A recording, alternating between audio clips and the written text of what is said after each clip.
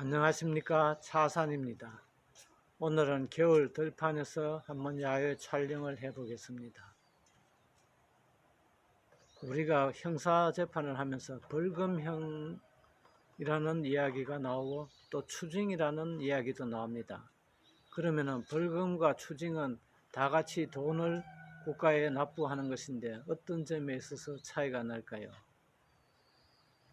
노역장 유치를 하는 경우에 황제노역이라는 비난이 있다고 전번 영상에서 말씀을 드렸습니다. 벌금형은 주된 형벌이기 때문에 이를 납부하지 않으면 강제로 납부를 시키는 방법이 필요하게 되어서 벌금형에 해당하는 일정한 기간 노역장에 유치를 하여서 형의 집행을 합니다. 예전에는 사람의 노동력이 돈으로 환산될 수가 있었기 때문에 유효한 형의 집행이라고 할 수 있습니다만 지금은 사실상 노동으로서 형의 집행을 한다는 것이 큰 의미가 없어졌습니다. 그렇지만 벌금형을 납부하지 않는 경우에는 부득이 노역장에 유치하여서 형의 집행에 가름하고 있습니다. 다만 벌금형은 징역이나 검거보다는 가벼운 형이기 때문에 그 기간이 3년을 넘지 않도록 하고 있다는 점은 전번에 말씀드렸습니다. 그러면 다 같이 국가에 돈을 납부하는 것인데 추징은 무엇일까요? 추징을 알기 위해서는 우선 우리는 몰수라는 것을 알아야 합니다. 범죄 행위에 우리가 사용한 흉기가 있다면 이것을 몰수를 하여서 폐기를 해야 합니다.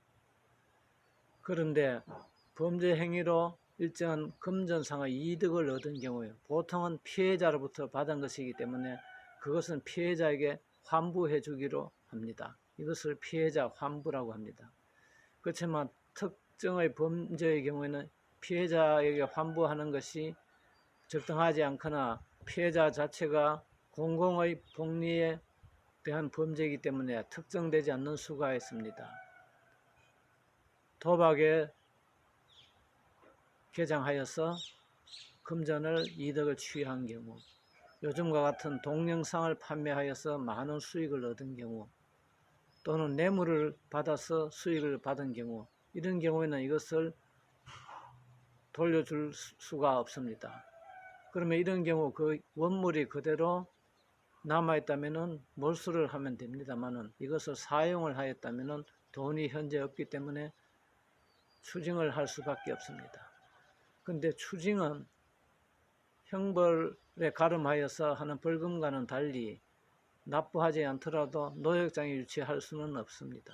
이 경우는 민사 채권과 같이 결국은 피고인의 재산을 압류하여서 경매에 붙여서 집행하는 수밖에 없습니다. 최근에 많이 논란이 되고 있는 전직 대통령에 대한 추징도 이와 같은 사유로 압류 또는 압류하여서 집행하지 않으면 집행할 수가 없는 것입니다. 물론 이것은 형벌의 일종이기 때문에 피상속인이 사망하면 상속인에게도 상속되지 않는 한계가 있습니다. 전통적인 종래 형벌 이론에 의하면 이와 같이 추징과 벌금은 구별이 됩니다. 최근에 이르러서 범죄가 다양하게 이루어지고 또 범죄로 인한 수익이 억대에 이르는 큰 범죄가 많이 생기고 조직적인 범죄가 생기게 됨에 따라서 정부에서는 특별법을 만들어 범죄로 인한 수익을 환수하는 특례법을 시행하고 있습니다. 이 경우에는 종전과 같은 형법상의 제한을 벗어나서 조금 더 광범위하게 피해자의 재산에서 범죄 수익을 추징할 수가 있습니다. 이와 같이 범죄와의 전쟁에는 끝이 없는 법입니다. 지금도 제도가 완벽하지는 않습니다.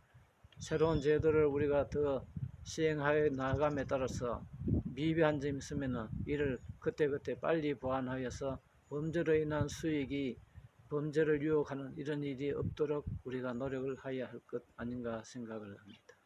감사합니다.